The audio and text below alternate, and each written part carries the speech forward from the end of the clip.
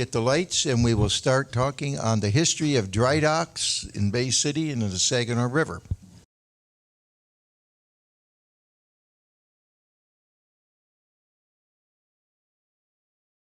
First of all, you have to realize we're historians, so when we talk about the new dry docks, we're thinking anything about 1900, or anything after 1900. So that's why you're not going to see anything that's like at Green Bay, Wisconsin, or.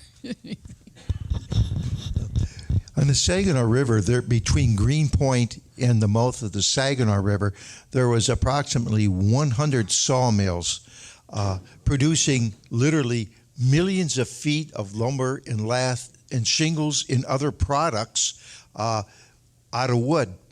An interesting form was staves, barrel staves. Literally hundreds of millions of barrel staves were turned out on the Saginaw River and shipped all over the world. Greenpoint is where the Tittabawassee and the Cass River come in at Saginaw. It was originally a gathering place for hundreds of years for the Indians because it was so easily accessible. And also, as the shipyards were building these large wooden freighters, they would haul coal, grain, salt products, anything that was used to build this nation.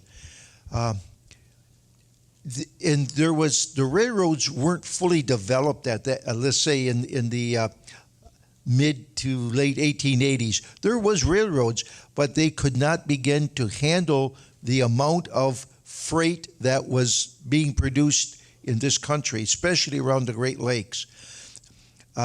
So as we see that these ships were extremely important for the growth of this nation. Okay. The Celtic here, as we see here, this three-masted schooner, she was built by the Davison Building Company on the west side. Notice the deck load of lumber she has on board. These ships would haul an average of 350,000 plus, up to almost 1 million feet of lumber. What was interesting is that the government eventually set a rule on how high you could load lumber. In a storm, these ships would just turn right upside down. And an interesting fact was also that they would not really sink because all the lumber in the hull of that vessel was dry, and it would be quite buoyant. Another interesting thing was with the lumber of that height in a storm, they said along the lakes, many cities were built with lumber found floating on the shores of the lakes. Okay, shipping on the Saginaw River consisted of many types of boats: propellers, schooner barges, sail scows, tugs, and of course passenger ships.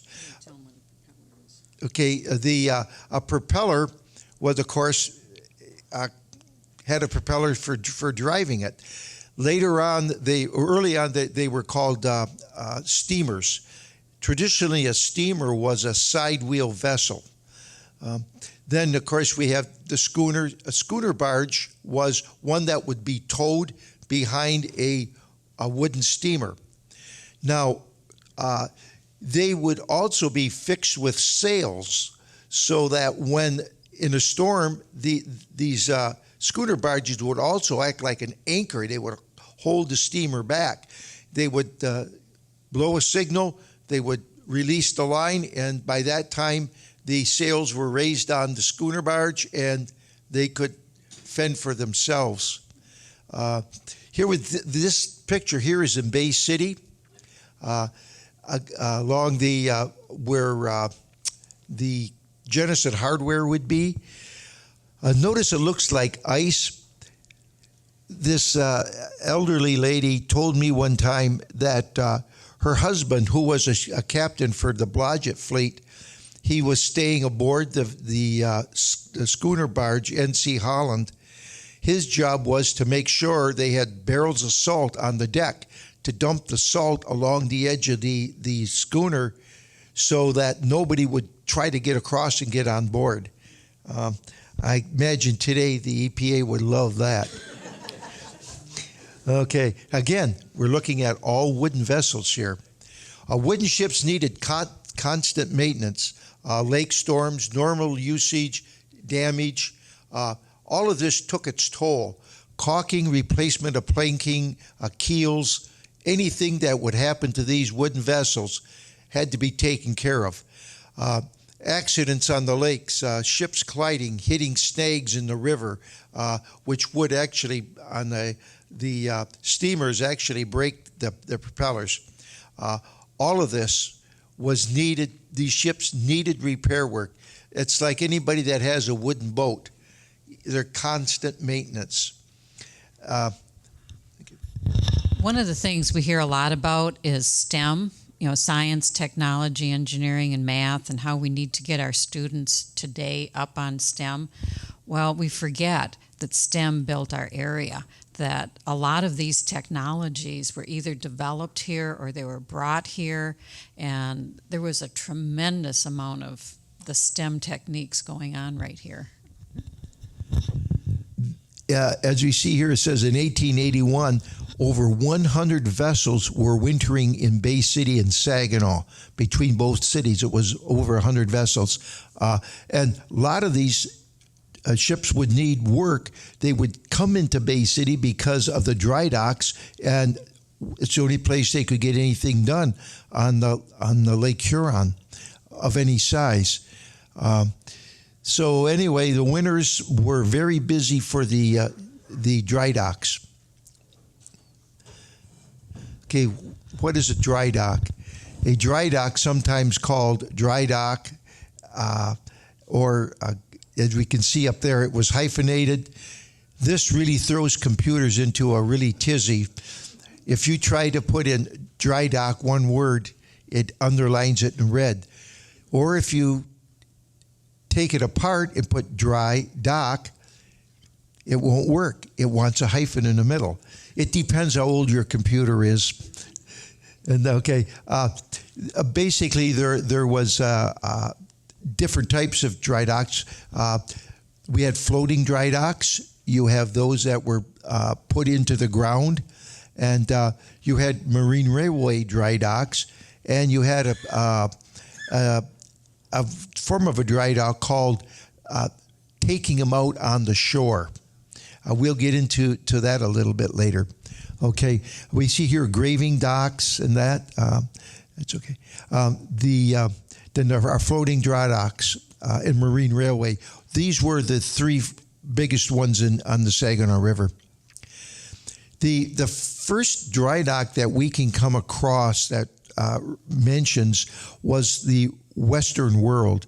The Western World was one of the largest steamers, sidewheel steamers on the lakes. It was built for the railroad companies. As we can see here, the lengths were 348 feet. It was built in 1863, which really made them a mammoth ship at that time. The railroads then began to get into the bigger cities, and these ships were drafting so much water that they became very impractical. So what they did is they took them in, they stripped them down, and sold the hulls, while the Western World, as the story goes, was brought to Bay City and made into a dry dock. And it was located near 9th Street. Some other records show that it was further downriver. Being a floating dry dock, I guess you could put it any place on a river you wanted. But it was operated by a Mr. Wethauer and Mr. Munn. It's very sketchy how these were used, because the newspapers didn't get into a lot of detail.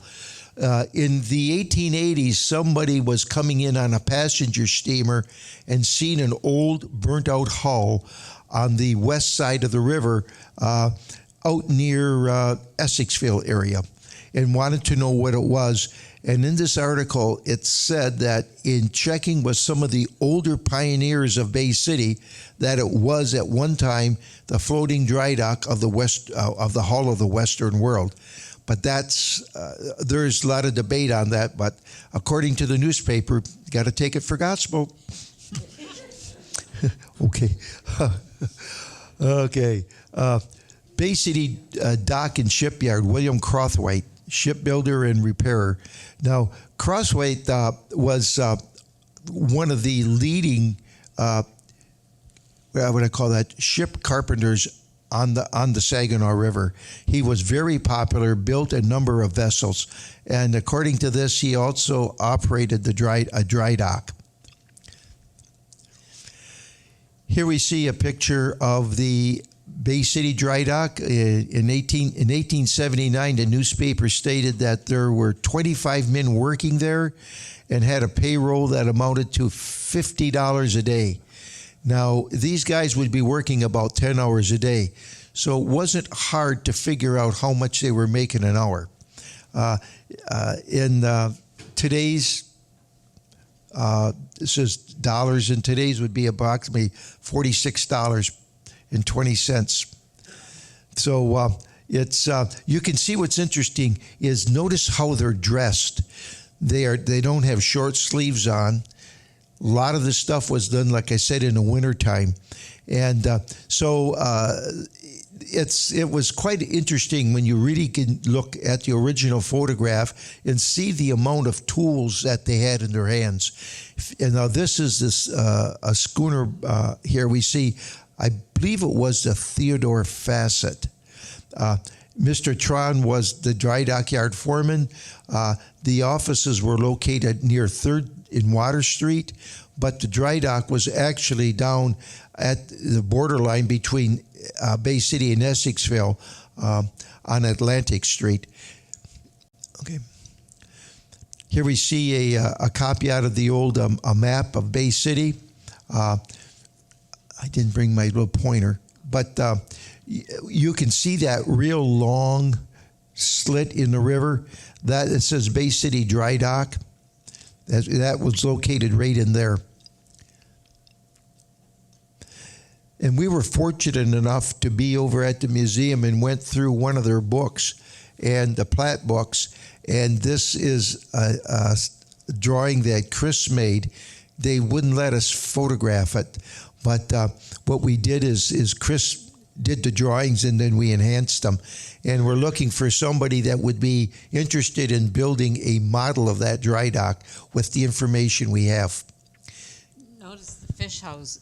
Notice the fish houses, and you can see there that they also have a spark arrestor where they had powering their steam engine and different things. But it was interesting to see fish houses, but it was another source of income. Okay. One of the vessels that used that dry dock was, of course, the Wellington R. Burt. She sailed the Saginaw River for many years between Bay City and Saginaw, and also she would take excursions out into the bay. She was taken into the dry dock and given a rebuild. She received steel arches, bilge keelsons, and other work. Now, when we say steel arches, you notice over the paddle wheel boxes, you see like an arch there. Those were put into a vessel to stop it from what they call hogging or bending.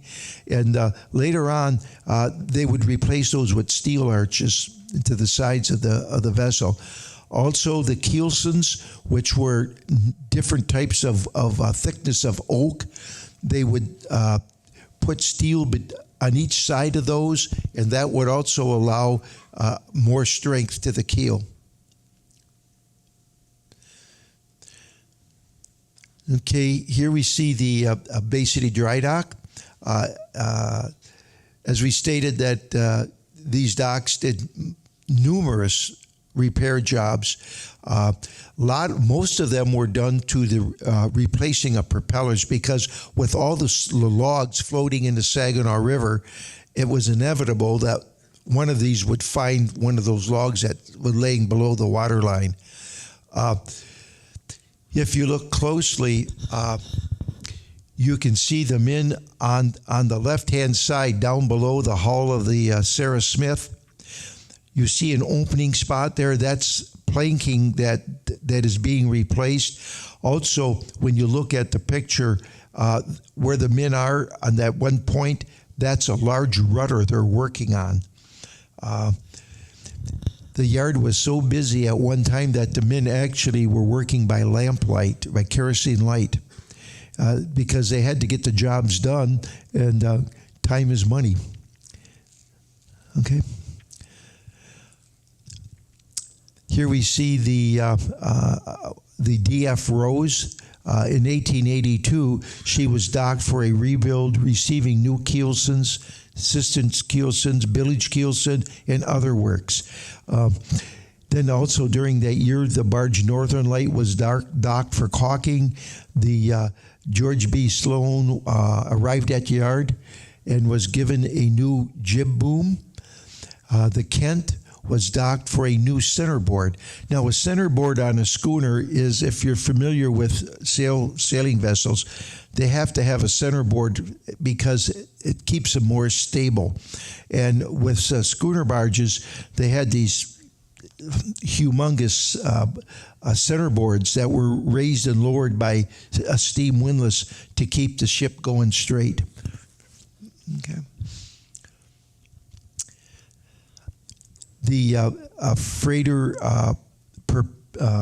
Benton was docked on many different occasions for new wheels and also for caulking of her hull and other works. Okay. Here we see the tug Annie Moyles. She was taken into the dry dock for caulking and repairs to her shoe. The shoe is a piece that fits under the keel to stop it from getting damaged. Usually it's about the width of the keel and probably about 4 to 5 inches thick. This is a really interesting a picture here. It is the we see the tug Witch in the front of this. This is the Clarence Fillmore, and she's being towed up river by Saginaw. Notice she has a lot of logs on board, saw logs. In the 1880s, the barge Eleanor was docked for work on her bottom. What was interesting with her, they sank her in one of the slips upriver and left her there for 5 years and to keep the wood from dry rotting. And then they pumped her out and took her to the dry dock for a rebuild. Okay. Here we can see two beautiful river tugs. Notice they're all boarded up for the winter. Now this ice, as you can see, as it would in the springtime, if there was a lot of heavy running in the river, the ice would actually force themselves against the tugs, and in many cases, it would take the oakum. Oakum is used to seal the seams of the hull.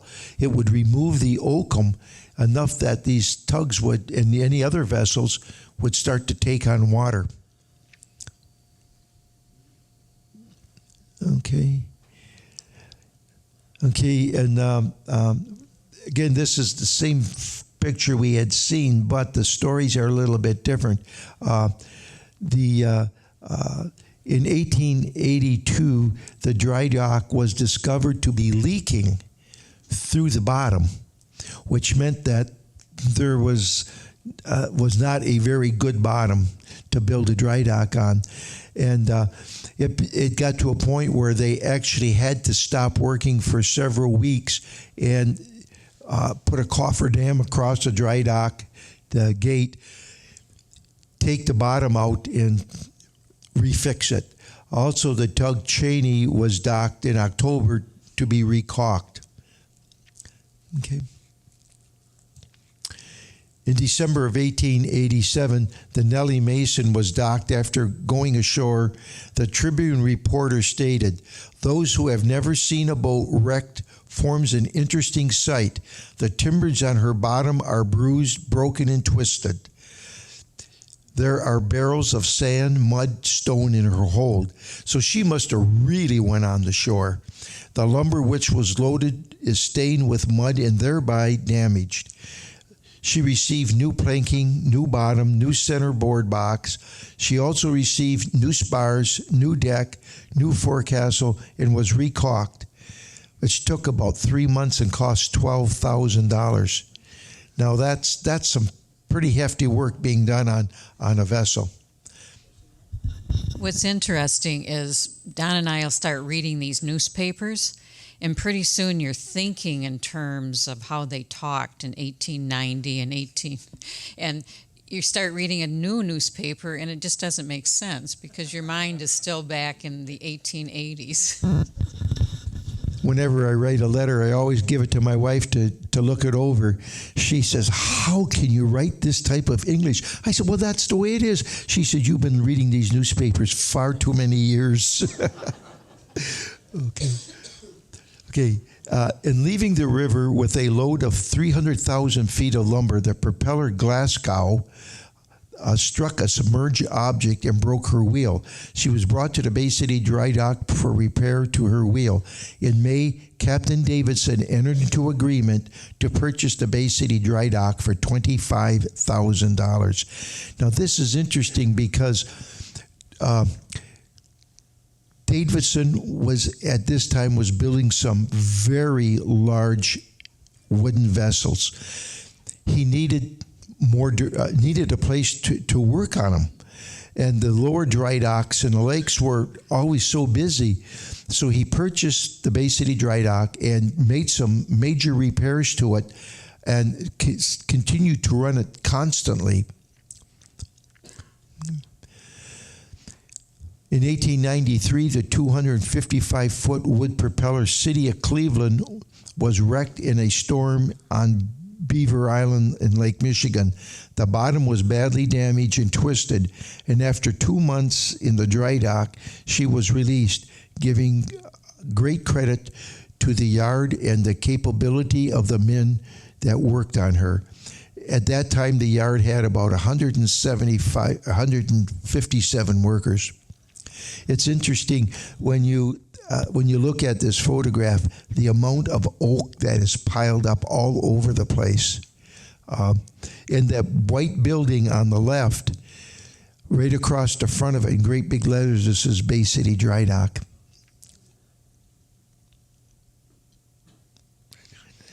Okay, in 1895, the 240-foot freighter Waldo Avery, built at the Wheeler Shipyard in 1884, caught fire on December 5th of 1894 near McLaughlin Point, west of Mackinac City. Now, that lighthouse had been discontinued for many, many years, and it has now been restored to its capacity as a lighthouse. She burned to the waterline and was refloated and brought to the Bay City dry dock for hull inspection and was found to be able to be rebuilt. This was the largest rebuilding job done on the Saginaw River. She left the dock and was towed to the Davidson Yard, where she finished her rebuild and was renamed the Phoenix. Here we see the stern portion of the burned hull. This is the next. Notice the twin stacks. This again is at the stern, and we see a large tugboat. Now, this tugboat is from the Bowtel line. Bowtel tugs had a white stack with a black band around the top. The year 1896 started quite slow, as only work done was to the 211-foot schooner barge Aberdeen, built at Davidson Yard in 1892. No records show what work was done, but most likely work on the hull and caulking. The bill came to over $10,000, which indicate that there was a lot more work done to it than just caulking. Excuse me. In the 1900 season was seen with little work. The main job was the rebuilding of the steamer Atlantic. After the rebuild, her name was changed to the Homer Warren, and she was entered into the lumber trade. She brought in lumber from Duluth and other northern ports. She could carry an average cargo of 375,000 feet of lumber. Now, you may wonder why they were bringing lumber into Bay City. We have to remember that in 1899, the Canadian government said there would be absolutely no logs brought to the United States to be sawed into lumber. Everything had to be done in Canada. So in 1899, many of the sawmills just went over to Canada. And so they were bringing the same ships that were bringing lumber from out of the Saginaw River to, let's say, Buffalo, were now going to Canada and bringing it to Buffalo and back to Bay City. The top part where it says Homer Warren, she is loading bulk salt at the North American Chemical Company down at the south end. These ships will haul, like 50,000 barrels of bulk salt in their holds. In 1901 and 1902, the yard was almost void of any work except for minor repair to hulls and propeller replacement. On October 24th, 1903, the dry dock was destroyed by fire, which put an end to it. Here is the way the reporter responded to the Bay City Tribune.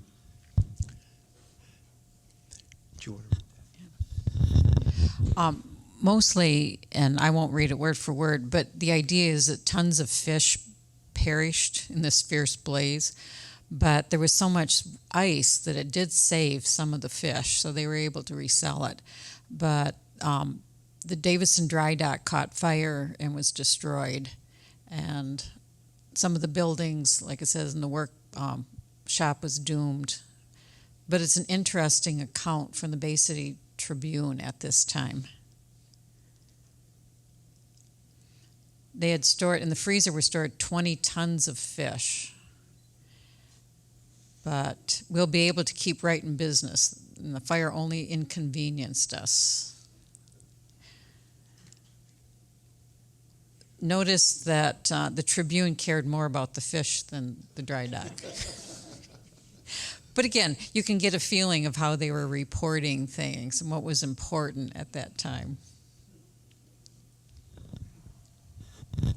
When they talk about the freezer plants, those were a big boom to the fishing industry of the Saginaw Bay, because now these fish could be taken and packed in ice and shipped to other parts of the country without them being smelly. Okay. Oh, okay. Wheeler's floating dry dock. A floating dry dock operates different than the ones we've been talking about. These were also referred to as the boxes, and many of the articles in the Bay City Tribune, the Marine Reporter would refer to these as the boxes. This type of dry dock was made up of two large rectangle boxes built on a flat base. Pumps on board were operated by steam and used to pump out the water once the boxes were flooded. These boxes would then sink down enough to allow, depending on the size of the ship, to come into the boxes, rest on the keel blocks, and then pumped out, and the work could be done. If it was just some minor repair work to, let's say, the hull on the sides for caulking, they didn't have to, like in a dry dock, you'd have to pump the whole dry dock out. Here, you could manage what you wanted to do. Mr. Wheeler operated a floating dry dock connection with the shipbuilding business in the 1870s to the closing of the yard in 1898. Mr. John DeGrace was in charge of this operation. Okay. Here we can see, you look at this and you think, holy smokes, I mean, they could actually put a vessel in that thing. And if you notice this at the stern, the logs that are placed up under the stern to hold it from tipping. There was a real bad accident in this dry dock. One of Jim Reed's tugs had just needed some work, so they brought her into the dry dock. They pumped it out, and she was a wrecking tug, loaded with chains and pumps and everything to refloat a sunken vessel. They got her in there, and for some reason unknown, she wasn't stabilized, and she turned right on her side, almost went through the side of the dry dock. What's interesting about this, if you've been watching things like the Smithsonian Channel or some of the other ones, you'll see that they're using a lot of the same concept. They haul out those giant rigs for oil drilling into the North Sea using the same technology. So this technology has been around for a long time, and it's still in use today. When I was within the service, we went to the Holland for a trip. We went out into the harbor, and there they had one of the world's largest floating dry docks, and they had a vessel in there. And I tell you what, it was really neat to see that. Okay. In 1877, the side-wheel tug Luther Westover was placed in the boxes and a new bottom placed over the original one to create a larger airspace so as to give her a more shallow draft. Now, this sounds kind of weird, but the reason they would use these side-wheel tugs is because they already had a very shallow draft. But this one especially had to go right up almost onto the shoreline to retrieve log rafts after a storm. So they needed more buoyancy, so they just put in another false bottom on her. Okay, the propeller Charles W. Lycan entered the dry dock for a new and a larger wheel.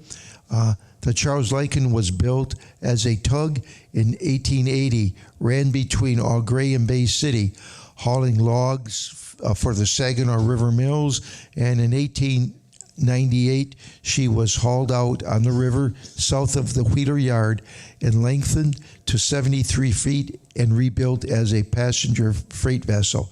Note that how the bow has been covered in, so out on the bay, during a storm, it would help to protect the vessel from getting a lot of water over the bow. In June of 1889, the side-wheel passenger steamer Metropolis was docked in the dry dock when a storm from, this would have been in now the Wheeler's floating dry dock. The storm came in and actually raised the river and allowed the dry dock to float out off of its moorings. It happened last weekend. Yeah, have we know what happened last weekend for a couple 3 days. And when we look at what happened last weekend, I've come across this in different time periods on the Saginaw River, where the reporters would also say the Saginaw River ran backwards. But anyway, nothing, fortunately, nothing happened to the dry dock. It didn't get any broken bottom in or anything, so both the sweepstake, the Metropolis, and the dry dock survived. Here we see the tug Seagull. She was docked for minor repairs on different times. Again, she is a side wheeler, and it's interesting to look at these, and you wonder how in the world could they ever operate out on Saginaw Bay, but they did. Bowtail's tug Niagara was docked for an extensive rebuild that would have included replacement of old hull planking frames and other repair work. The large passenger propeller Sioux City received a new wheel in a dry dock. Okay, the tug Charlie O. Smith went ashore on Scarecrow Island in Georgian Bay. She had work done to her shoe, her keel, and some other patchwork done on her hull. Now, I like that term, patchwork. You wonder how solid it is. But we threw in these two pictures to kind of show what the construction of the bottom of a wooden vessel. The piece on the very bottom is the keel. The little piece is called a shoe, and then you have the keelson, the assistant keelson, the rider keelsons. I mean, this was a real art to build one of these wooden ships. Wheeler also, in connection with the floating dry dock, would haul out on the shore vessels to be worked on. As no information is really available on how this method took place, one has to suspect that there was large block and tackle, which would be pulleys, and would have been worked most likely on a winch system. One such vessel was the Ossifrage that was hauled out and lengthened 30 feet in 1898.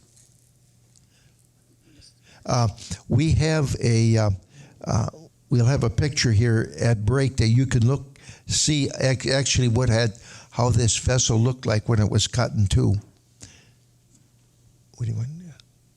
We'll go for. Okay. Okay. This is actually out of the Old Bay City Tribune. The dry dock. We can see. It's off to the left. It's kind of hard unless you can really see the original. Up in the upper right-hand corner, that house is where Mr. Wheeler lived on the west side. The yard passed into the hands of the American Shipbuilding Company in 1898. This picture was, this is a picture from the 1880s. Okay. Now we're going to go into the Marine Railway. This is Galarno's Marine Railway, which was operated down near Essexville and Atlantic Street. There's a Galarno Street.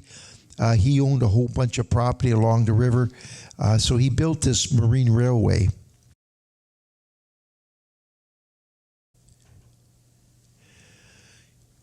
Basically, this Marine Railway had a total length of 500 feet, and what they would do is that, I'm going to go back to that other picture.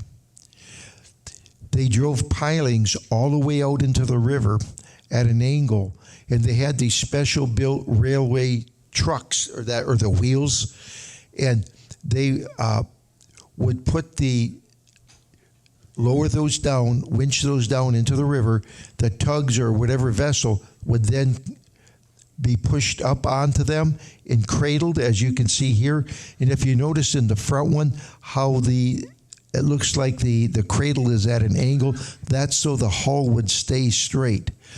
When this was first used on the Saginaw River, many ship captains, and they thought this is crazy, how this is really going to work.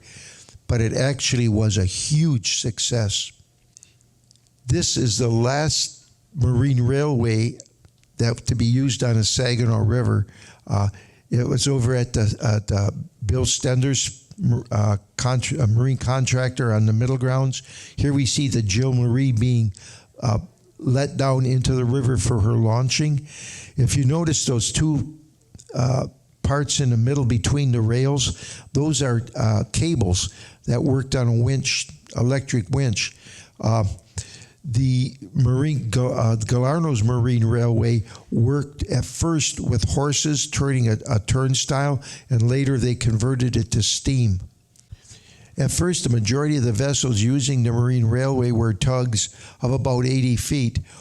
One of the first boats to use the Marine Railway was the tug Seagull. She was badly wrecked in a storm on Saginaw Bay.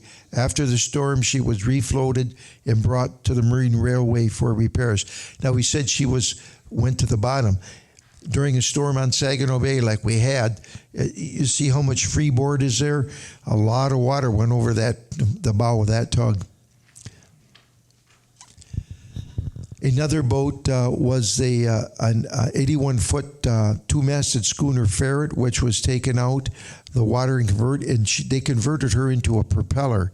When this dry dock was first in use, vesselmen looked with speculation on, how this is going to work. But it soon proved that it was an extremely valuable part of the maritime history. Vessels of different sizes could be hauled out with relatively short time to a desired distance out of the water to be worked on and then lowered back into the water.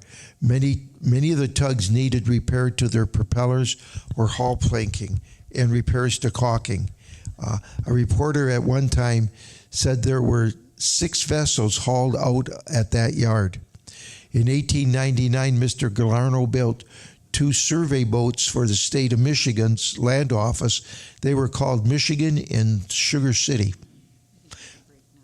In 1899, this to go back a little bit, Mr. DeGrace and F.W. Wheeler both operated that floating dry dock.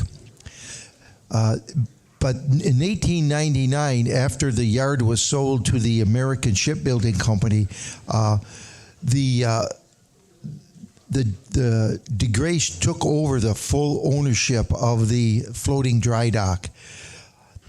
And most of his jobs were then just the replacement of wheels. By 1899, the wooden ships were fast leaving the scene. So anyway, not a lot of work happened. But in 1902, during a big storm, most likely out of the southwest, the dock broke away from her moorings, drifted down the river until it came to rest with the Blindustry Bridge. Unfortunately, there was no other reports what happened to the bridge or to the dry dock, so it must have been just a little fender bender. In November of 1904, DeGrace decided to tow the dry dock to Buffalo in hopes to secure more work. It was about that time that the lumber mills were closing down for the want of logs. The shipping of lumber out of the Saginaw River was fast coming to an end.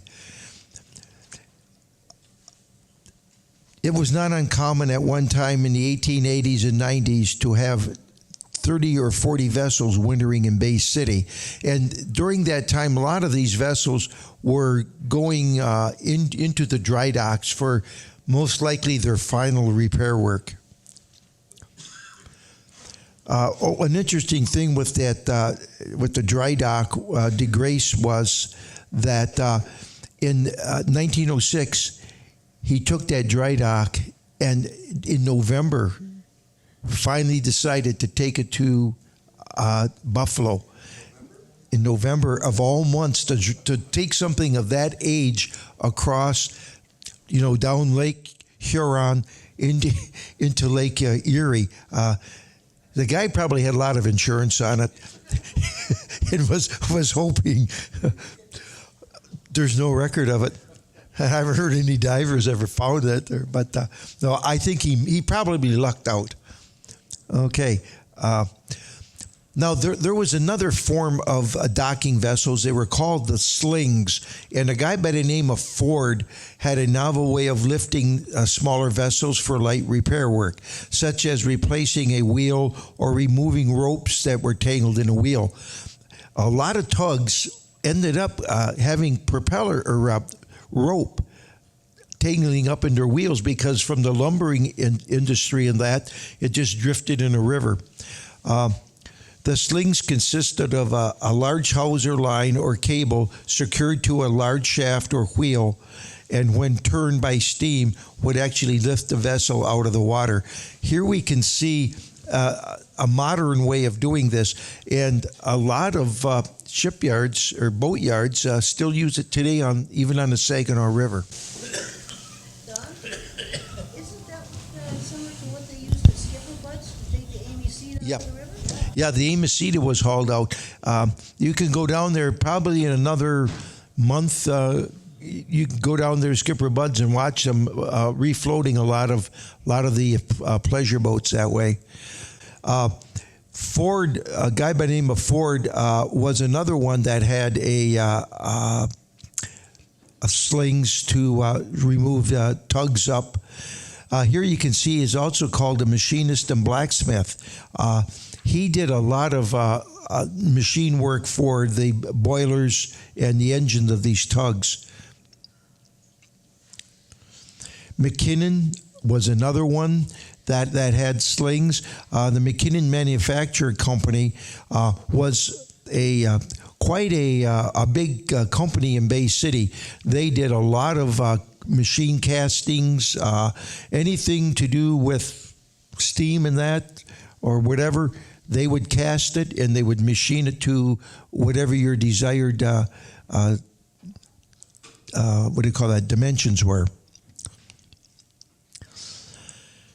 In 1889, the propeller Newsboy, which was built by Wheeler, had numerous encounters with submerged logs when traveling between Saginaw and Bay City route, and spent a number of times in the slings, putting on a new wheel or other repair work.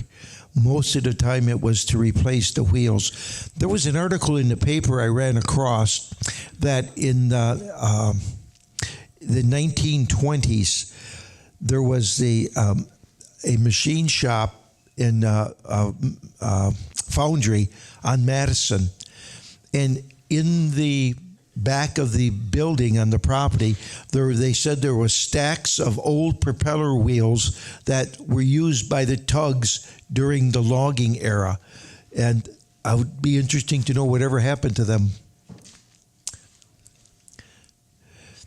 The Davison Dry Dock, like we stated earlier, Mr. Davison purchased the Bay City Dry Dock in the 1890s, and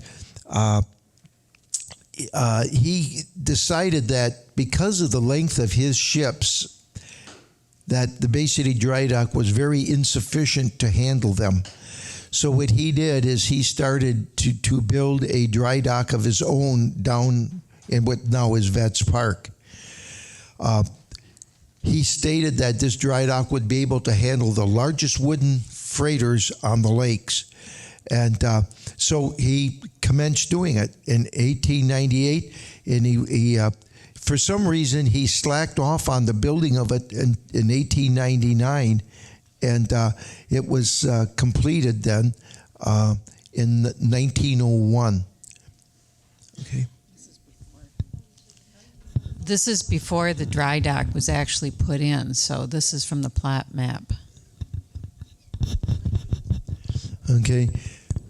The plans called for a 500-foot long dry dock, 80 feet wide at the gate, and 60 feet rather wide, and a gate opening of 60 feet. I'm sorry. Here's this particular aerial view was taken in the 1960s. Note the where it says dry dock, and that where it says Sacramento. That hall sat there until 1976 when the city decided they had to cover that whole area over. And unfortunately, we tried to get them to mound over that, the Sacramento. It was the only vessel on the lakes that had the original Scotch Marine boilers and the triple expansion engines. And as it came up out of the mud, it was fantastic, and we told them that it would be an maritime archaeology treasure in years to come, and they said nobody's interested in old maritime hulls on the river. So they covered it over, bulldozed the engine in, and cut the boilers and boiler house up for scrap. And it was a shame, because today that vessel would have been excavated. Now you notice the other vessels in the river there. One of them is the Montezuma, and I think is it the Matanzas, Al? Oh, he's not here. Okay, but those two barges there on the right, those hulls, those were dump scows that had a chain mechanism on them that they would turn the wheels and the bottoms would open up and the material would go to the, settle into the dumping areas. Okay. Work was started in 1900 by July, and by July, a two-story building 80 by 35 feet was being built to handle the pump machinery. The machinery was capable of pumping 20,000 gallons of water a minute. One article stated that the dock could hold up to 5 million gallons of water. Now, this machinery was actually built right here in Bay City. By August, the entrance at the gate was almost completed, and the planking on the sides were well underway. By November, the cofferdam across the front of the gate was removed. Now, when they say the planking, on the right-hand side, the sides of that dry dock was originally oak planking. And you see the gate across the front there. And what they would do is the gate, if you notice, there's like a trap door right there. And what they would do is they would open those valves, and that would flood with water, and it would sink and go right into place. And then they would, in order to fill the dry dock, they would then open up these valves in the water at the pump house, and the water would fill the dock back up. Okay.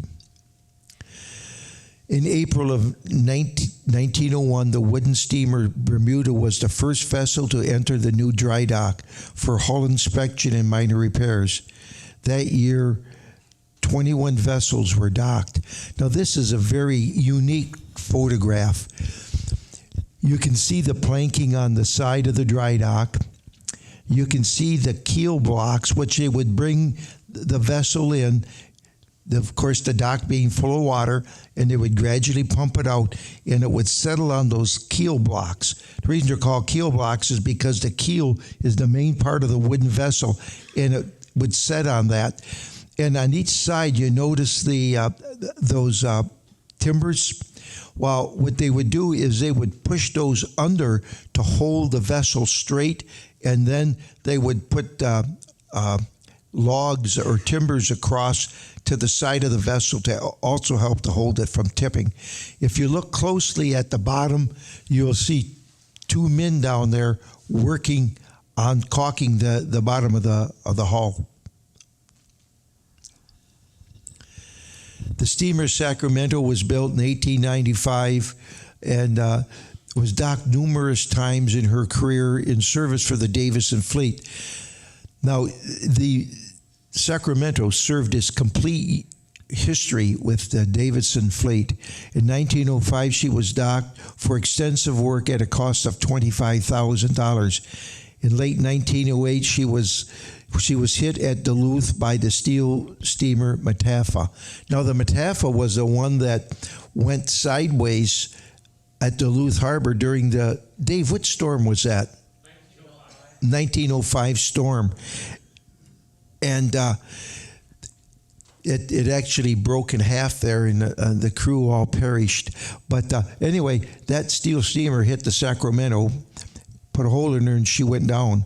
And she was brought back to Bay City in 1908 and put in the Davison Dry Dock, where she was fixed up, went back into service. She was again docked in 1920 for repair work. The steamer Orinoco of the Davison Fleet was docked for a complete overhauling that included new decks, new deck beams, new bulkheads, larger hatch openings and cabins, which were overhauled and improved. When all the work was completed, she was turned into the flagship of the Davison Fleet. Now, in 1922, steel ocean steamers, the Elmrock and the Lake, I have a problem with this one, Miraflores, that's like aluminum, built by the Saginaw Shipbuilding Company.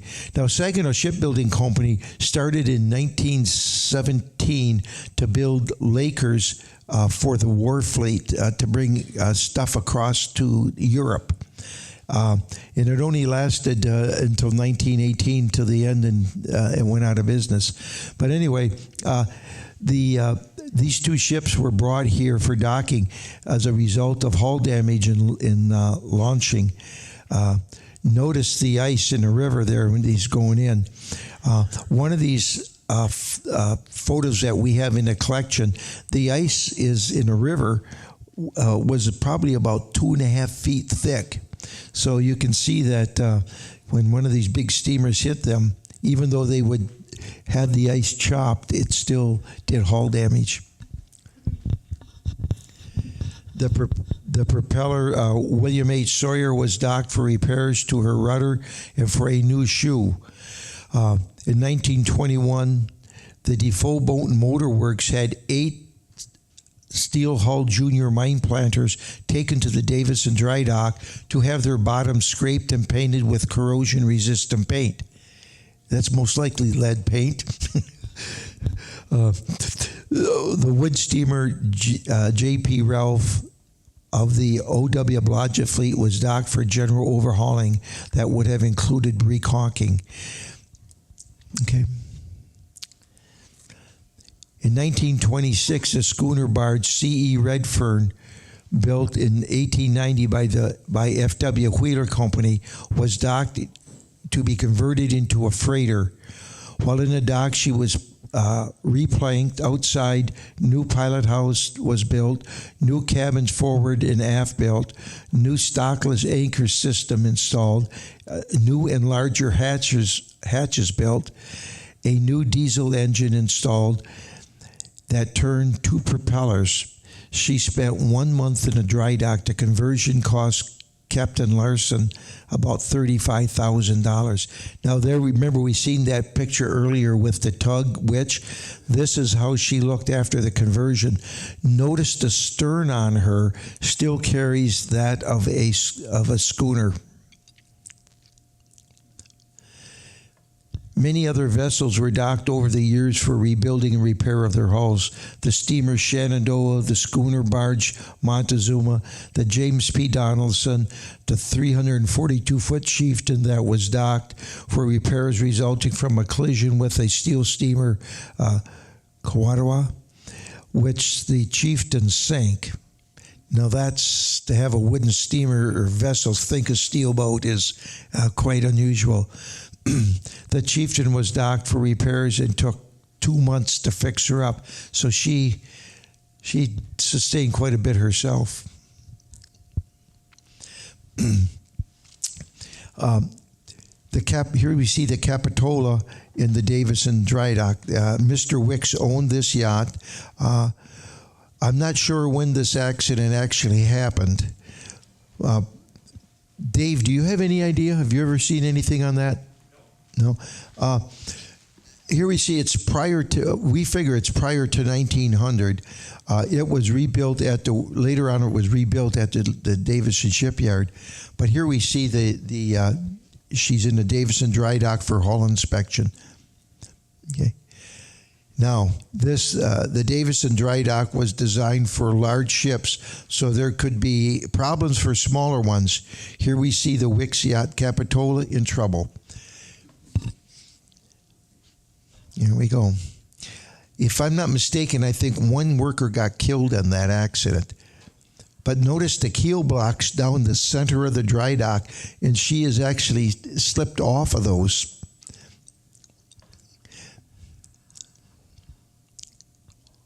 Yeah. That's a 108 leave free number.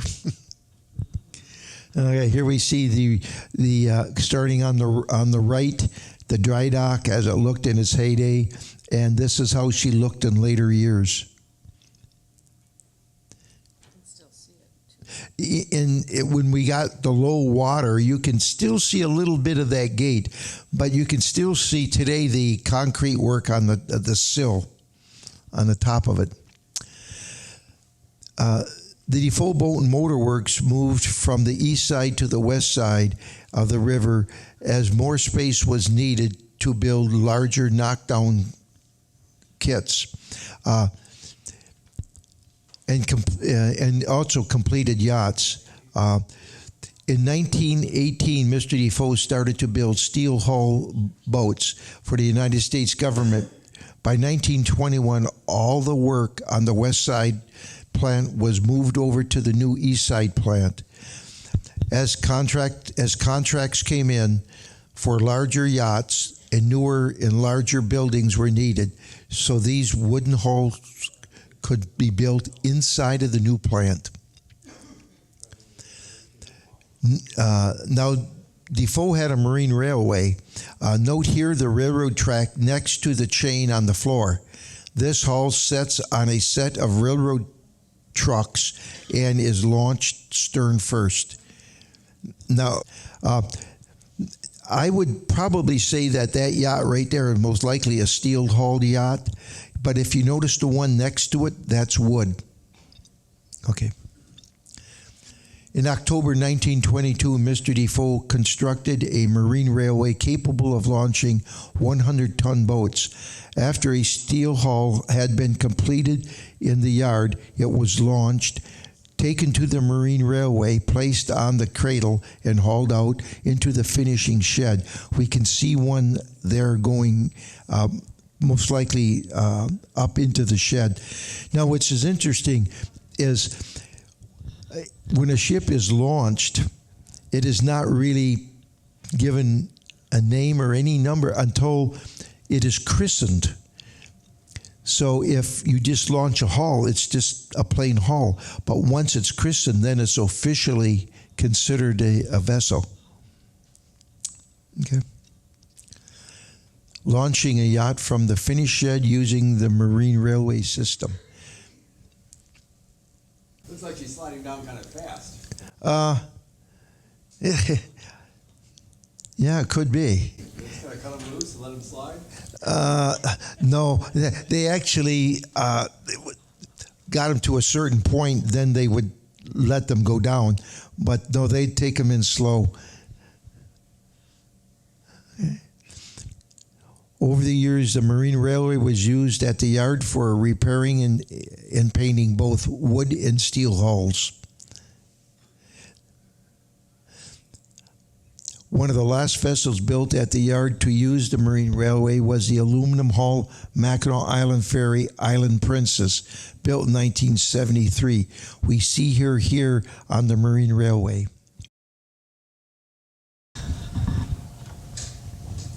Are there any questions? Yeah.